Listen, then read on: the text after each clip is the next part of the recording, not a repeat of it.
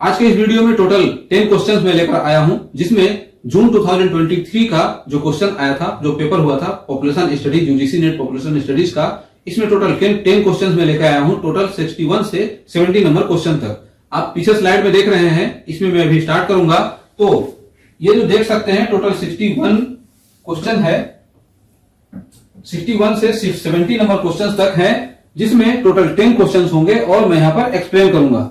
Maximum questions repeated ही हैं, जो मैं पीछे के पेपर्स में क्योंकि मैं लगभग 8 to 10 इयर्स के पेपर को मैंने एक्सप्लेन किया हुआ है अभी तक, और मैक्सिमम क्वेश्चन इस सीरीज में जो मैं देखा हूं, पीछे के जो क्वेश्चंस होते थे वो रिपीटेड क्वेश्चन होते हैं और वो क्वेश्चन आए हुए हैं। तो यहां पर भी कुछ क्वेश्चंस आप वैसे ही देखेंगे,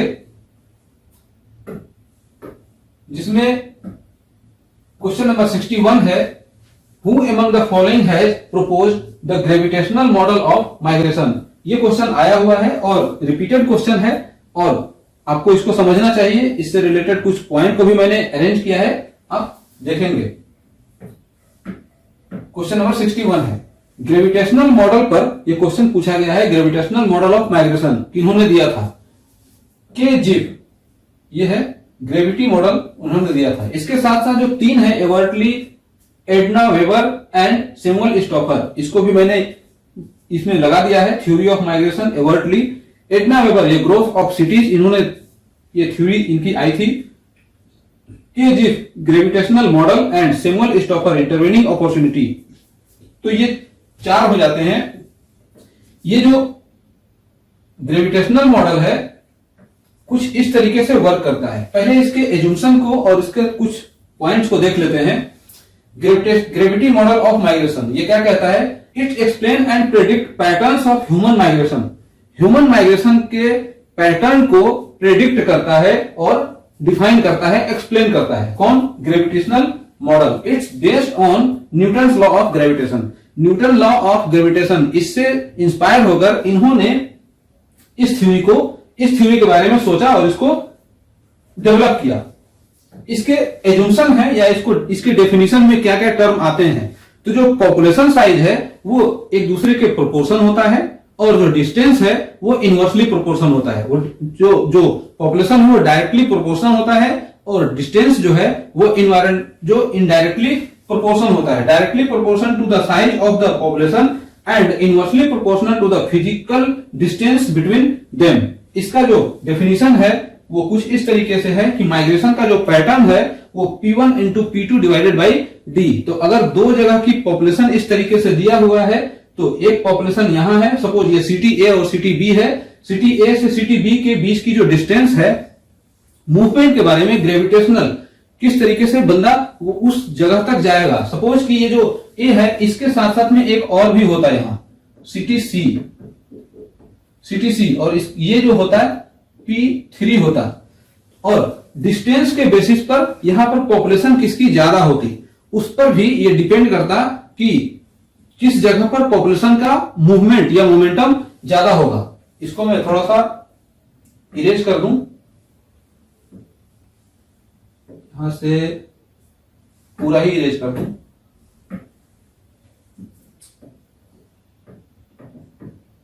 सिटी C और ये जो है ये पॉपुलेशन 3 है, ये ऐसे डिस्टेंस है। अब तीनों को एक दूसरे के पास चॉइस है कौन कहां पर मूव कर सकता है। तो सपोज ये जो सिटी A है, ये एक कोई छोटी सिटी है और इसका जो पॉपुलेशन है वो कम पॉपुलेशन है, और जो P2 है, यहां का जो पॉपुलेशन है वो मैक्सिमम पॉपुलेशन है। और पॉपुलेशन ज्यादा होने की वजह से, चूंकि ये अर्बनाइजेशन पर बेस्ड है, ग्रेविटी कहां जाके मूव करेगा, कहां पे डेंस ज्यादा होगा। तो अगर यहाँ पे पॉपुलेशन ज्यादा है और पॉपुलेशन ज्यादा है, तो ज्यादा होने की वजह से वहां का जो जीडीपी है वो भी ज्यादा होगा।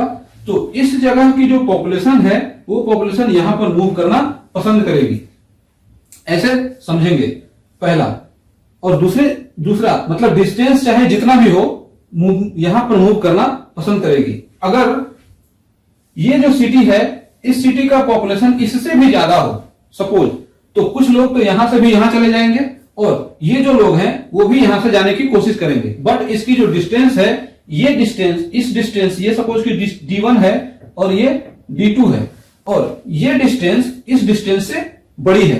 तो चूंकि यहां से यहां तक बंदा गया और यहां का जो पॉपुलेशन है वो ज्यादा है, इसके वजह से यहां की जो जीडीपी है या जो अपॉर्चुनिटीज है वो यहां पर ज्यादा मिलेंगी, तो यहां पर ज्यादा बंदा जाना पसंद करेगा। लेकिन अगर डिस्टेंस कम है और पॉपुलेशन भी ज्यादा है तो क्या होगा, यहां पर जीडीपी ज्यादा होगी। अगर पॉपुलेशन ज्यादा है और वहां पे अपॉर्चुनिटी अच्छी है तो क्या होगा कि यहां वाला जो भी जो लोग होंगे वो यहां पर जाना पसंद करेंगे। तो जो ग्रेविटेशनल फोर्स होगा वो इस ओर ज्यादा हो जाएगा। तो डिपेंड करेगा कि किस जगह पे अपॉर्चुनिटी की संख्या ज्यादा मिल रही है और कहां पे कम मिल रही है। डिस्टेंस का भी इसमें रोल हो जाता है। तो पॉपुलेशन जो है, पॉपुलेशन का हम डायरेक्टली प्रोपोर्शनल हो जाता है उसके साइज के, बट जो साइज है वो जो डिस्टेंस है डिस्टेंस के इनडायरेक्टली प्रोपोर्शनल हो जाएगा। तो ये इसका रूल होगा ग्रेविटी मॉडल का, के जीफ ने इसको डेवलप किया था। नाउ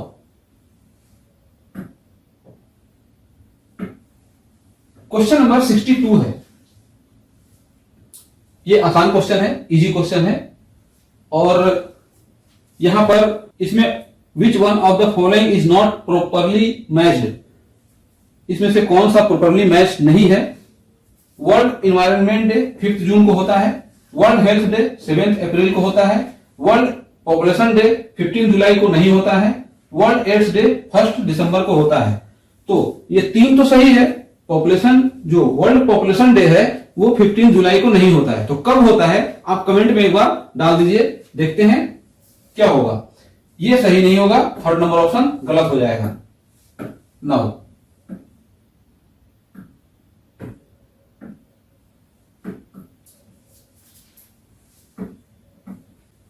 क्वेश्चन नंबर 63 है। According to the census of India 2011, what percentage of urban population lived in the class 1 cities in India.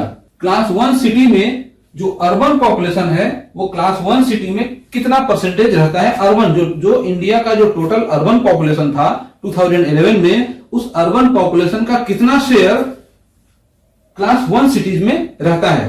तो यहां पर थोड़ा सा घुमाकर 3-4 तरह की चीजें अगर आपको पता होनी चाहिए तभी आप इस क्वेश्चन का आंसर देंगे।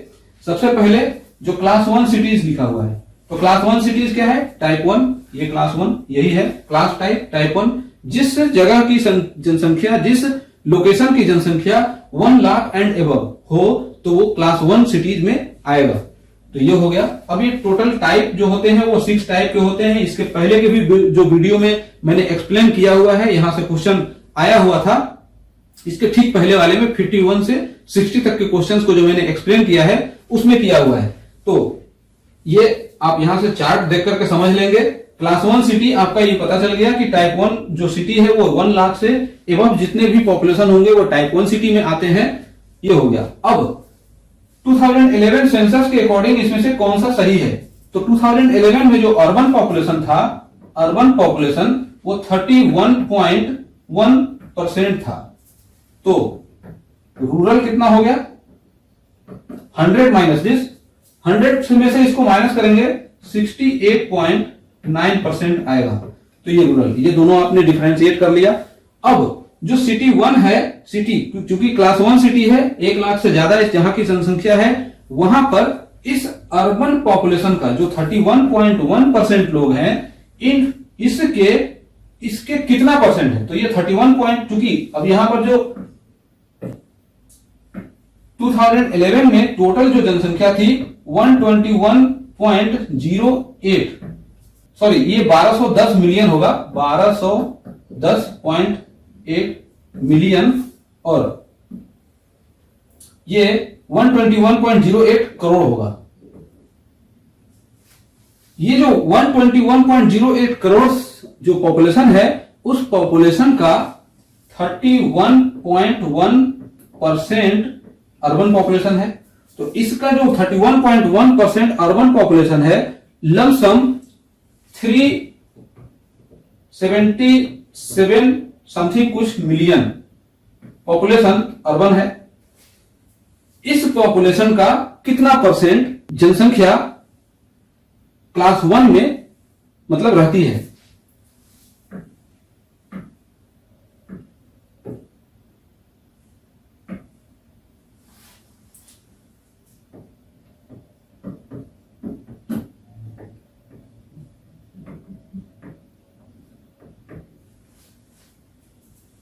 377 मिलियन। इसका टोटल 72% पॉपुलेशन क्लास 1 सिटीज में रहती है, तो इसका आंसर थर्ड नंबर ऑप्शन सही हो जाएगा। अब इसका लगभग 72% क्या होगा, 270 73 77 समथिंग कुछ होगा, 77 मैं लिख देता हूं, 277 मिलियन, मतलब लगभग 37 करोड़ जो पॉपुलेशन है क्लास 1 सिटी में रहती है। सॉरी, 37 करोड़ जो पॉपुलेशन है वो अर्बन पॉपुलेशन है, और उसमें से ये 27 करोड़ जो पॉपुलेशन है वो क्लास 1 सिटीज में रहती है। इसका मतलब ये हुआ, तो 72% ये हो गया। अब इसको मैं थोड़ा सा और एक बार इलेबोरेट कर दूं। ये इंडिया 2011 का जो पॉपुलेशन है 121.08 करोड़ है। इसमें अर्बन पॉपुलेशन 31.1% और रूरल पॉपुलेशन 100 माइनस दिस 31.1%। तो रूरल की यहां बात नहीं हो रही है ये। अब इसका कितना परसेंट क्लास 1 में रहते हैं, तो 72%।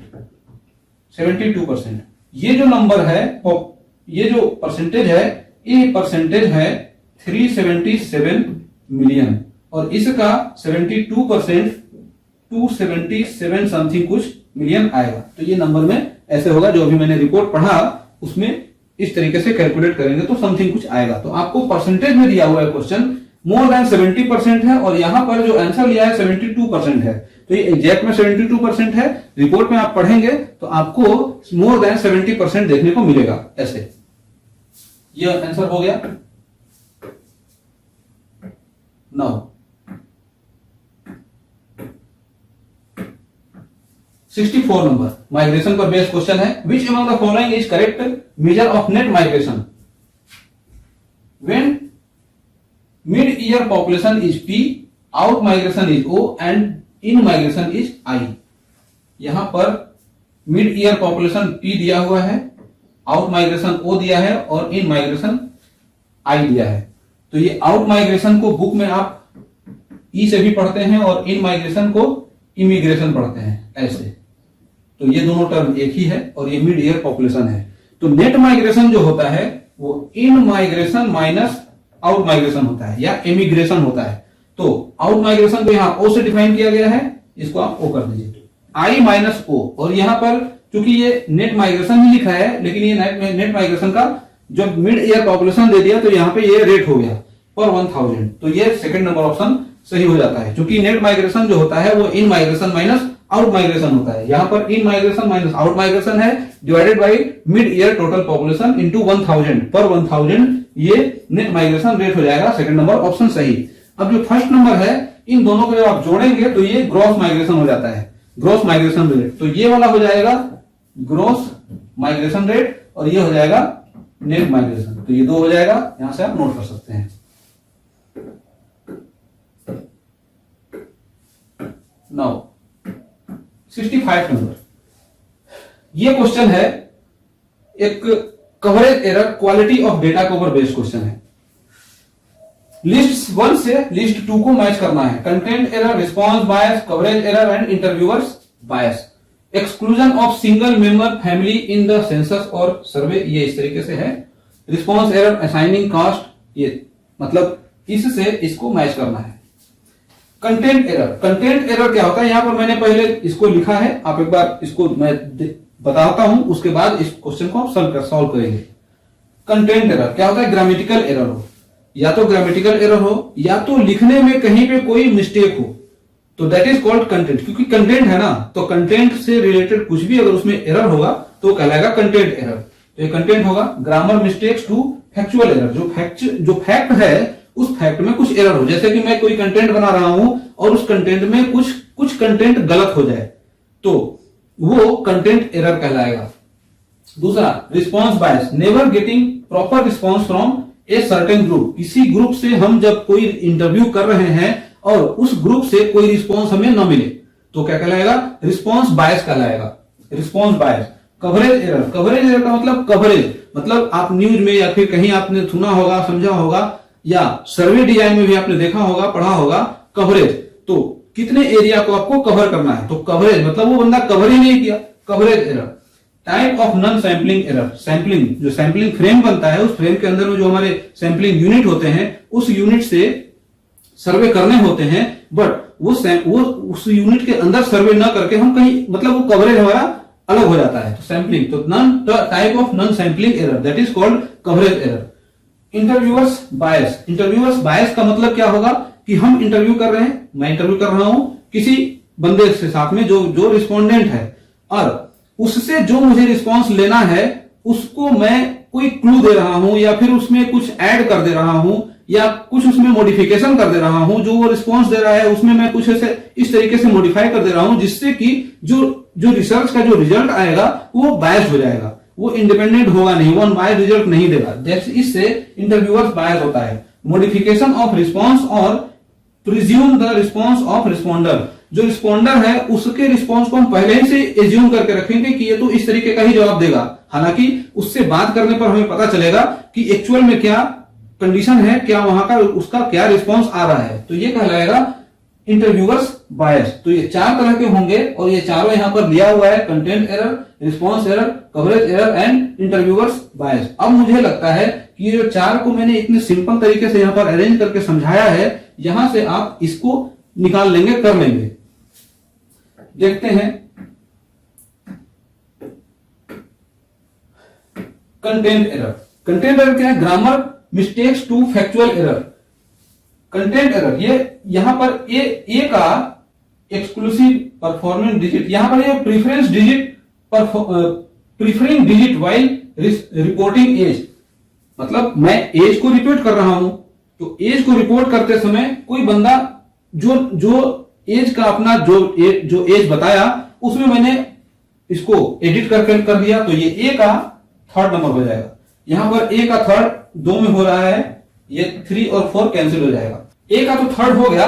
रिस्पांस बायस, यहां पर बी का 4 और बी का 1 हो रहा है, तो यहां पर 1 exclusive of exclusion of single member family in the census और सर्वे। ये यहीं से समझ में आ रहा है कि ये किसी एक मेंबर को एक्सक्लूड कर दे रहा है, तो इसका मतलब कि ये रिस्पांस बायस में तो होगा ही नहीं, ये जब भी होगा सैंपलिंग एरर होगा, मतलब कवरेज एरर होगा। तो ये जो 1 है वो सी से कनेक्ट हो जाएगा, यहां पर सी से कनेक्ट ये वाला हो रहा है, आंसर आपका यहीं पे हो जाएगा। तो बी का क्या होगा? 4। रिस्पांस बायस, ओवर स्टेटिंग और अंडरस्टैंडिंग इनकम, बी का 4 हो जाएगा। और कवरेज एरर ये हो ही गया। और इंटरव्यूअर्स बायस, इंटरव्यूअर्स का क्या है? असाइनिंग कास्ट और religion on the basis of name of the respondent. बंदे ने कुछ अपना नाम बताया, जो रिस्पोंडर है उसने कुछ नाम बताया, उसके नाम के बेसिस पर वो पहले से ही एज्यूम कर लिया कि इसका नाम ये है तो इसका कास्ट और रिलीजन ये होना चाहिए। हालांकि ये एक्चुअल फैक्ट नहीं हो सकता है जब तक उस बंदे से हम नहीं पूछ करके, उससे हम पूछे बिना जो लिखेंगे वो रिस्पॉन्स एरर कहलाएगा। तो ये हो जाएगा आंसर, और आपका आंसर यहां से 1st नंबर ऑप्शन सही हो जाएगा। तो मुझे उम्मीद है कि ये आपको समझ में आ गया होगा, आपने इसको समझ लिया होगा। Now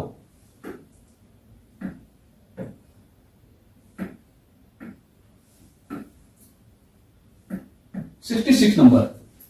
Given below are 2 statements. One is labeled as assertion A and other is labeled as R. ये लिखा ही रहता है सब में, assertion है रीजन वाले क्वेश्चन में। assertion है out of pocket payments lead to financial barriers to access medical goods and services. ये फर्स्ट लाइन ही आप पढ़ करके समझ जाएंगे। PMJAY से क्वेश्चन है, प्रधानमंत्री जन आरोग्य योजना जो कि आयुष्मान भारत योजना है, 2018 में आया था। यह है region low income countries with annual per capita income of less than $1.025 relied heavily on out of pocket payments of finance health care. जो ये है out of pocket payments lead to financial barriers to access medical goods and services, ये तो है।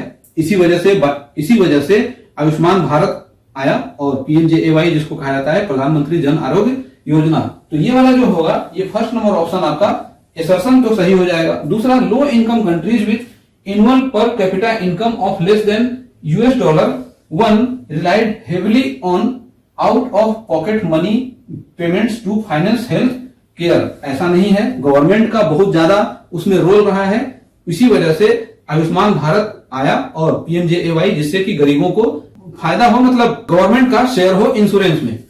तो ये तो सही है, बट ये इसका रीजन जो है वो रीजन सही नहीं होगा। आंसर सेकंड नंबर ऑप्शन सही हो जाएगा, ये आपका हो जाएगा। नाउ क्वेश्चन नंबर 67 है, what is the correct definition of unmet need of contraception. Unmet need क्या होता है? अनमेट नीड टू टाइप्स के होते हैं। ये फैमिली प्लानिंग का एक मेथड है जिसमें जो अनमेट नीड है वो दो टाइप के होते हैं, एक तो होता है लिमिटिंग और दूसरा होता है स्पेसिंग। अब लिमिटिंग और स्पेसिंग इन दोनों से आपको यह समझ आएगा कि अनमेट नीड मतलब कि कंट्रासेप्शन का यूज नहीं भी करना है और साथ साथ में फैमिली प्लानिंग का यूज नहीं भी करना है और फर्टिलिटी भी नहीं करना है, मतलब दोनों नहीं करना है। तो ये जो कंडीशन है ये अनमेट नीड कहलाएगा और ये दो तरीके के होगा। दोनों में से एक तो लिमिटिंग होगा कि मतलब उसको परमानेंट ये है कि अब वो लिमिट कर दे कि इसके अगर दो बच्चे हैं या एक बच्चे हैं तो भाई एक ही रहेगा या दो रहेगा या तीन रहेगा, इस तरीके से। और अगर वो कपल या वो जो फीमेल है अगर कुछ टाइम का गैप लेना चाहती है 2 इयर्स का 3 इयर्स का, तो वो जो ईयर है वो जो गैप है वो स्पेसिंग कहलाएगा। तो यही दो चीजें होता है, लिमिटिंग एंड स्पेसिंग। और अगर आप उस चीज को अगर ध्यान में रखते हुए ऑप्शन पढ़ेंगे आपका आंसर फर्स्ट नंबर ही सही दिखाई देगा। Proportion of fecund married women who either do not want any more children, यहां पर एक आ गया, who either do not want any more children means limiting and और wishing to postpone the birth of their next child for at least 2 more years but not using any modern method of contraception। ये unmet need को एक ही line में define किया गया है, but इसका जो डेफिनेशन है वो दो होता है। एक तो ये होगा लिमिटिंग और यहां से आप देखेंगे कि ये कुछ समय के लिए मतलब कम से कम 2 साल के लिए ये पोस्टपोन कर रही है कि आगे उसके बर्थ न हो, तो 2 साल के लिए, बट किसी भी मॉडर्न मेथड ऑफ कंट्रासेप्शन इसका यूज किए बिना। तो ये हो गया एक लिमिटिंग और दूसरा यहां से लेकर के यहां तक ये स्पेसिंग, इसने बर्थ में स्पेस कर दिया, तो लिमिटिंग एंड स्पेसिंग। और इसीलिए ये लिखा है करेक्ट डेफिनेशन कौन सा होगा, फर्स्ट नंबर ऑप्शन सही हो जाएगा। WHO का डेफिनेशन है women with unmet need are those who are fecund, यही है, and sexually active but are not using any method of contraception and report not wanting any more children or wanting to delay the next child। मतलब यहां पर ये जो लिखा है not wanting any more children, this is limiting and जो दूसरा है और wanting to delay the next child ये हो जाएगा spacing। इससे यहां से आप समझ चुके होंगे। ये सेकेंड थर्ड फोर्थ पढ़ने की जरूरत ही नहीं है फिलहाल, आप इससे जब आपने इसको पढ़ लिया तो इसको भी पढ़ के एक बार समझ लेते हैं। Proportion of married women not using any modern contraceptive and do not want to any child, ये हो ही नहीं सकता है कि मतलब कि कोई भी, जैसे इसमें कंप्लीटली लिखा है कि कोई भी मॉडर्न मेथड का यूज नहीं कर रही है और बर्थ का भी उसको ये नीड नहीं है।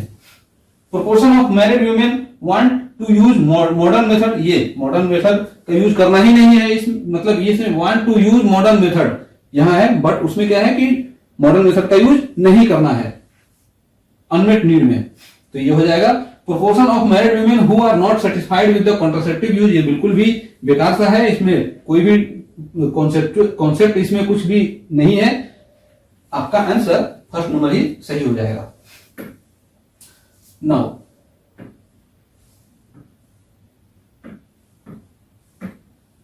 क्वेश्चन नंबर 68, लिस्ट 1 से लिस्ट 2 को मैच करना है। Theory of intergenerational wealth flow, बिल्कुल आसान क्वेश्चन है। Wealth flow theory J C Caldwell, theory of change and response Kingsley Davis, social capillarity theory Arsene Dumont and cost and utility theory Leibenstein. Match कर लीजिए, option कौन सा होगा, ए का third हो रहा है, सेकंड नंबर ही ऑप्शन सही हो जाएगा। ओके, अब नेक्स्ट है 69 number. Arrange the following states in the descending order by total unmet need for contraception as available in NFHS 5। NFHS 5 के डेटा कि अकॉर्डिंग अनमेट नीड का डिसेंडिंग ऑर्डर, हाईएस्ट से lowest की ओर अरेंज करना है इन सब स्टेट्स को। आंध्र प्रदेश, बिहार, केरला, कर्नाटका एंड गुजरात। ये ग्राफ मैंने लगाया हुआ है, ये ग्राफिकल रिप्रेजेंटेशन। इसमें आप देख रहे हैं सबसे ऊपर क्या है, बिहार। मतलब वैसे तो अगर देखा जाए तो कंट्रासेप्शन जो अनमेट नीड जो है सबसे ज्यादा मेघालय में है, दूसरे नंबर पर मिजोरम आता है और तीसरे पे बिहार आता है।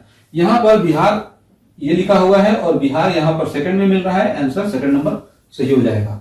इसके बाद आप देख सकते हैं अंडमान एंड निकोबार, उत्तर प्रदेश, केरला, केरला भी है यहां पर, बी के बाद सी हो जाएगा।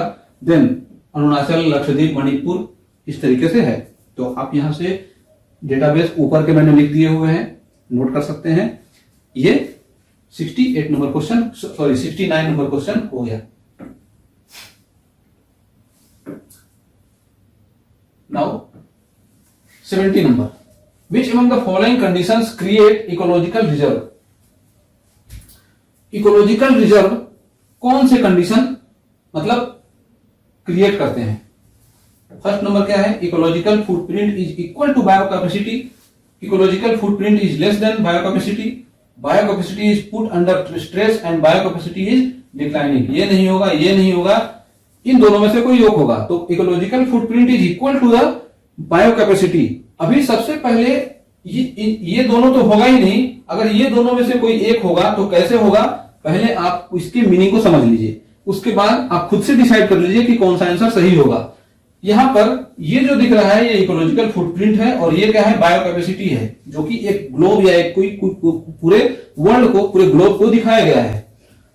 अब यहां पर तो बहुत सारे रिसोर्सेज हैं, हर कुछ चीज है और उसी का एक पार्ट है ये क्या है, एक पार्ट है जो कि पृथ्वी पर या किसी इन्वायरमेंट में इन सभी ये जो चीज है फुटप्रिंट, ये एक पैर का निशान है और इस पर ये सभी चीजें देखने को मिलता है। यहां पर आपको फॉरेस्ट में मिलेगा, फॉरेस्ट प्रोडक्ट भी है, कार्बन फुटप्रिंट भी है, क्रॉप लैंड भी है, पास्चर है, बिल्टअप एरिया है, फिशरीज है, एग्रीकल्चर लैंड है, सी है, सभी चीजें हैं। ये फुटप्रिंट हो गया जो कि इसी के ऊपर है। तो बड़ा कौन होगा, ये बड़ा होगा और ये छोटा होगा, ये दोनों इक्वल तो होगा नहीं। आंसर आपका यहां से फर्स्ट कट जाएगा, सेकंड नंबर ऑप्शन सही हो जाएगा। कैसे, ecological footprint is less than bio capacity. तो पहले इसके मीनिंग को हम समझ लेंगे, उसके बाद ही इसको डिसाइड करेंगे कौन सा सही होगा। ये पूरा बायो कैपेसिटी है, बायो कैपेसिटी पूरा कैपेसिटी, यहां जो पूरे वर्ल्ड में, पूरी दुनिया में कैपेसिटी, इसकी बायो कैपेसिटी सबसे ज्यादा है और इसी का एक छोटा सा पार्ट है ये फुटप्रिंट है, इकोलॉजिकल फुटप्रिंट। और ये है measure of the environment impact, ये एनवायरनमेंट इंपैक्ट को मेजर करता है फुटप्रिंट। और earth capacity to engender, regenerate resources and absorb waste. तो ये इसको एब्जॉर्ब कर सकता है, रीजनरेट कर सकता है, सब कुछ इसके पास पावर है। तो ये छोटा होगा और ये बड़ा होगा। आपका आंसर यहां से ये सेकंड नंबर सही हो जाएगा। तो इस वीडियो में आपने टोटल 10 क्वेश्चंस को देखा, मैंने एक्सप्लेन किया, कोशिश मैंने किया कि मैं अच्छे से एक्सप्लेन कर पाऊं और मुझे उम्मीद है कि आपको ये समझ में आ भी गया होगा। टोटल 10 क्वेश्चंस हैं और अभी तक टोटल 70 क्वेश्चंस हो जाते हैं।